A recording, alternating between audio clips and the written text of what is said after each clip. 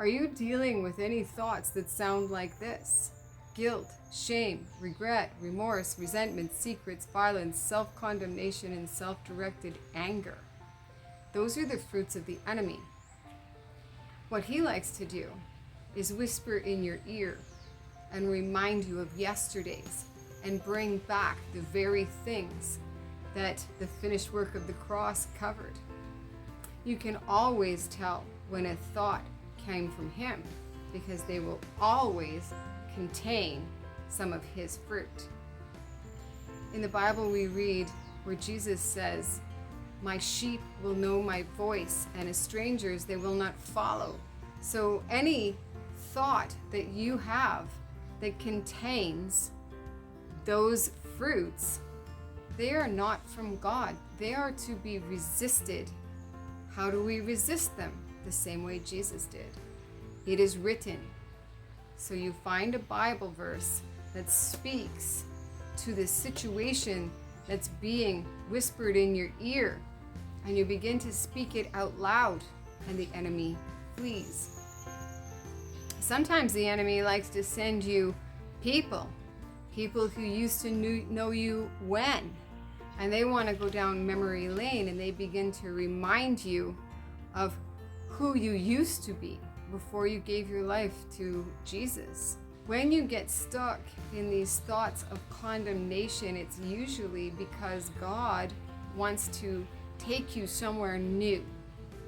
And the enemy will resist that by calling up all of these old thoughts and emotions. But here's the truth. God took you out of a pit that there's still other people trapped in. And he likes to turn everything for good. So what he likes to do is train you up in his word and then send you back to the very people that you can be vulnerable with, and they will understand what you're saying and you will understand them. This I have found is the greatest trick of the enemy of all. I became a Christian very young in life, and some really bad stuff happened to me, and it caused me to go sideways. And the more sideways I went, the less I felt I could go to church. And I got trapped up in all of these things that look like God. A lot of New Age religion stuff is 1 degree off. And then when Jesus reintroduced himself to me and he liberated me, he started to call me back to people who were in that pit. And I had such a mental struggle with that. I would say no to opportunities that came along to me because I could not see how I could associate with those people.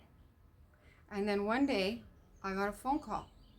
Could you please come and work for 5 days? And I really felt God urging me to go. So I went to this New Age resort, and it was so full of idols and shamanism and straight up witchcraft. And I started working on these people individually, and they began to pour out their pain to me in such a level of vulnerability that it was astonishing. And these people are not at a New Age resort to hear anything about Jesus. At least they don't think they are. And by the end of this 5-day adventure, I ended up doing a group session. And the power of God fell on these people so greatly that they invited me to sit and eat with them, and they just poured out their pain and all of the things and they were doing and the lifestyles that they were living in that they were sure that I would judge them for. And my only answer was, Jesus would like to meet you at the source of that pain. It has led to many open doors.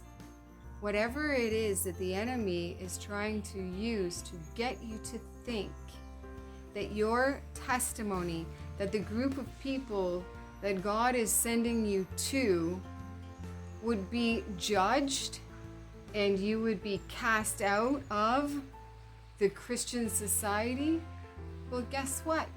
It's not your job to conform to the people in the church that you go to. It's your job to be salt. And some of those people that would condemn you, they need salt. You are meant to be a salty soldier.